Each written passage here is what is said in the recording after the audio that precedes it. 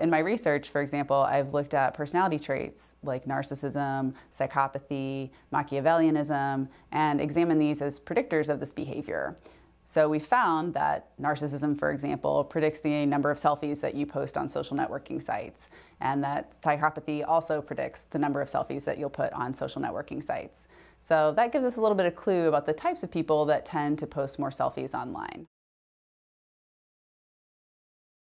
So everyone has a little bit of narcissism in them and a little bit of psychopathic tendencies in them. Those things are actually relatively normal. So don't just assume that because someone's posting selfies that they're a psychopath.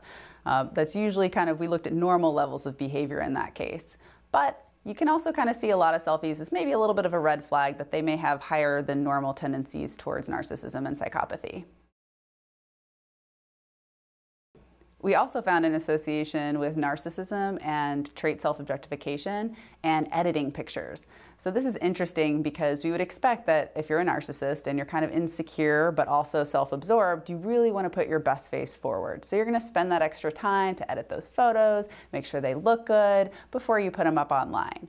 Now, for trait self-objectification, that means you're kind of a little bit more interested in your appearance. So you really think that that's the priority and that's the valuable part of yourself.